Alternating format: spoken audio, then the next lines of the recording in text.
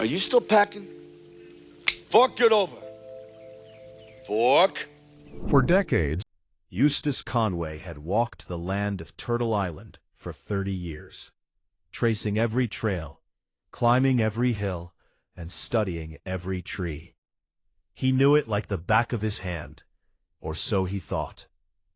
This land was his sanctuary, a place where he taught primitive living skills, built cabins, and helped others reconnect with nature. The rolling hills, the dense forests, and the clear streams had always been familiar, friendly even. On a quiet morning, he set out to clear a spot for a new workshop, a place where he could teach timber framing to visitors while keeping the wilderness feel intact. He preferred mornings alone, the air crisp, the sounds of birds and rustling leaves grounding him, letting his mind settle into the steady rhythm of physical work. He chopped away brush, cleared undergrowth, and leveled small patches of soil with a shovel, as he had done many times before. The work was simple, predictable, peaceful. He was alone, and that solitude, the physical rhythm, and the smell of soil all made the hours pass calmly. Then, without warning, the shovel hit something solid, much harder than the packed earth he had been breaking through. The sound reverberated in his hands, and he stopped immediately. At first he thought it was bedrock, but bedrock does not crack when struck. It does not reveal curved edges when you brush the soil away. And bedrock certainly does not make your heart race in a way that twists your stomach into knots. Eustace knelt down, brushing away dirt with trembling fingers, and then he saw it. The curved edge of bone, the unmistakable dome of a human skull.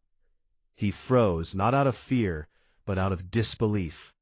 He had cleared countless parts of Turtle Island before, walked through these woods for decades, and never found anything like this. He set the shovel down carefully, his hands shaking, and stared at the earth, trying to convince himself it was an animal burial, maybe a deer or a bear. But he knew, deep inside, that hope was false. The shape, the placement, the deliberate positioning of the burial, it was human. He pulled out his phone, signal barely reaching this remote section of the land, and dialed the local sheriff's office. The conversation was brief, surreal, almost cinematic. Dispatchers immediately shifted from routine questions to urgent concern. "Are you in danger?" they asked. "No, nothing like that," Eustace replied. "The remains are old, very old, but they are human, and they need investigation." Within an hour, a team of deputies and forensic experts was on the way, and Eustace sat on a nearby log, staring at the skull and thinking of all the years he had walked this land, teaching, building, and caring for it, never realizing that secrets lay beneath his feet, hidden for more than a century. The forensic team arrived, led by Dr. Sarah Hriss, a consulting anthropologist. Her gaze was professional, her movements precise. She photographed the skull, analyzed the soil, and quickly realized this was no ordinary burial. It was deliberate, concealed, hidden with intent. There were no markers, no signs of commemoration, no artifacts or grave goods. This suggested something sinister. Someone wanted this person to remain lost to history.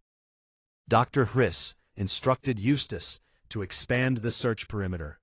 What else might be buried nearby? As the team began their work, Eustace reflected on the cabin he had been restoring 3 months earlier. The cabin, the oldest structure on Turtle Island, had been in disrepair, neglected for decades. While removing old panels on the north side, he had found a hidden section of wall, crude in construction, unlike the rest of the cabin. Behind it, he discovered a metal box, sealed for decades, containing brittle, yellowed documents. Among these papers were letters from Thomas Bradshaw, a man living in 1897, who described land disputes, threats, and fears for his family's safety. In the letters, Thomas detailed how the Harrow family had harassed them, stolen cattle, fired shots into their home, and used legal and illegal means to claim their land. The documents revealed desperation and tragedy, culminating in Thomas and his family disappearing.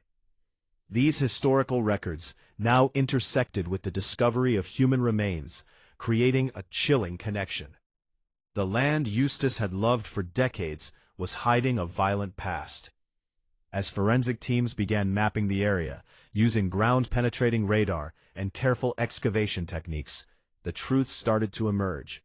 Multiple anomalies suggested more than one grave, hidden deliberately to obscure evidence. Eustace realized that the small patch of soil he had disturbed was not an isolated incident, but the center of something much larger. Each step, each hole dug, and each piece of evidence unearthed strengthened the connection between the Bradshaw letters and the graves he now faced. He understood that Turtle Island was a place of life, teaching, and growth, but it was also a place that had once witnessed terrible violence, hidden from sight for over a century. As the morning faded into afternoon, Eustace walked along the trails he had maintained for decades, seeing the land with new eyes.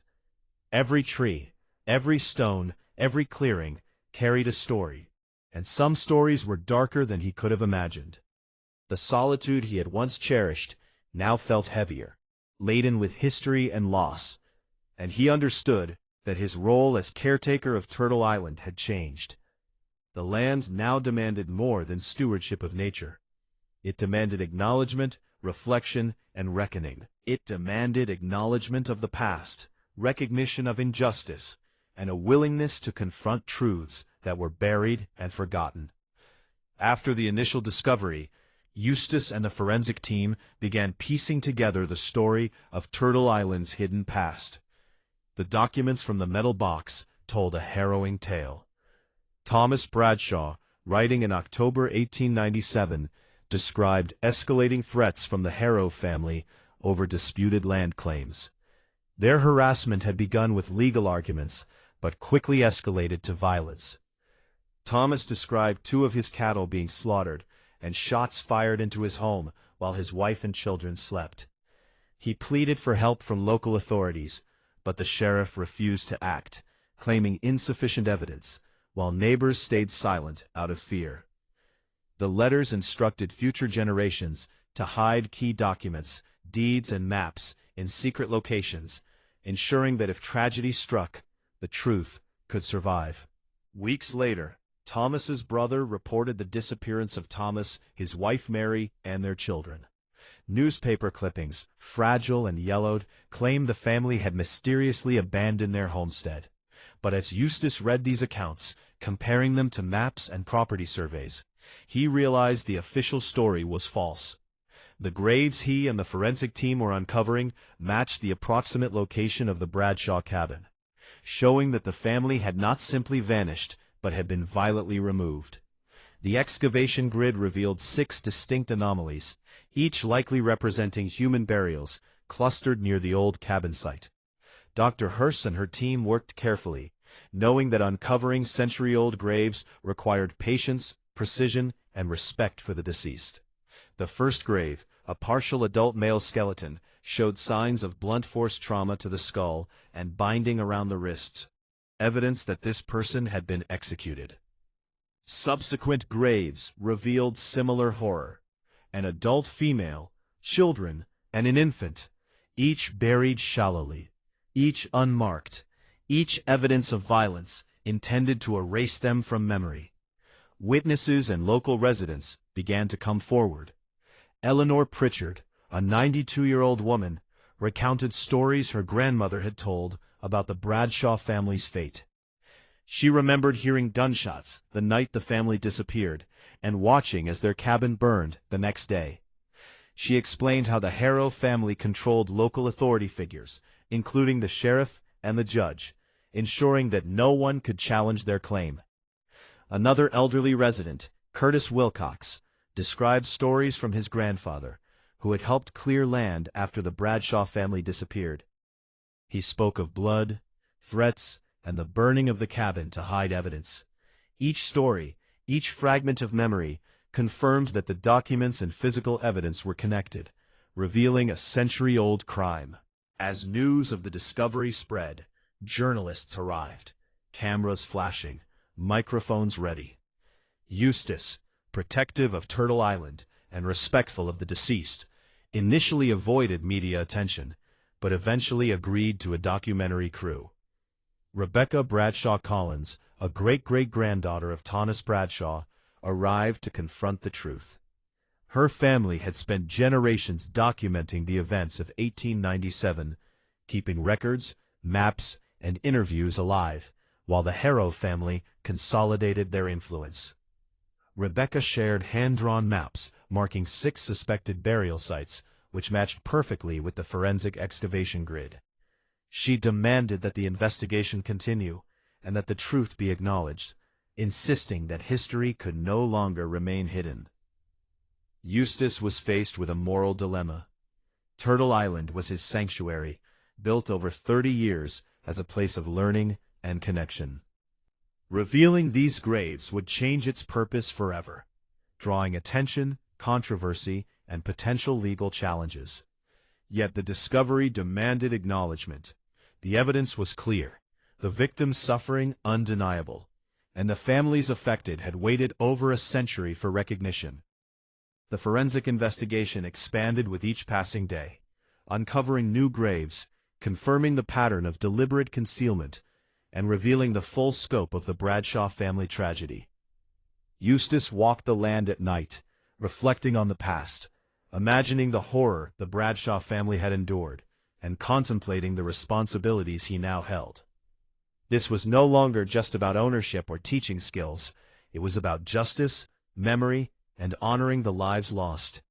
The investigation became a balancing act between historical truth, ethical responsibility, and the personal toll on Eustace and those involved. Local authorities, journalists, and descendants of victims pressed forward, while the presence of the Harrow family and their modern influence cast shadows of caution and tension over the work. Every excavation, every discovered bone, every historical record brought clarity and sorrow. Turtle Island, once a symbol of natural learning and connection, was now also a site of historical tragedy, a reminder of the darker side of human ambition, greed, and violence. Eustace's understanding of his land deepened. It was not just a sanctuary, not just a home. It was a witness, holding memory of lives lost, struggles endured, and injustice concealed. The moral weight of history became tangible beneath his feet, in the soil he had walked upon, and in the shadows of the trails he had cut. With Rebecca's guidance, the investigation pressed forward, despite threats, subtle intimidation, and warnings to halt the work. Legal documents were filed, petitions made, and historical records accessed, ensuring that the truth would survive, no matter the obstacles. The story of the Bradshaw family, once silenced by fear and violence, was finally being reconstructed. Turtle Island became both a classroom and a memorial, a place where primitive skills were taught alongside the reminder that history, no matter how deeply buried, could not remain hidden forever. Every tool, every step, every excavation grid now carried the weight of centuries, connecting the present to the past in ways Eustace had never imagined when he first set foot on the land.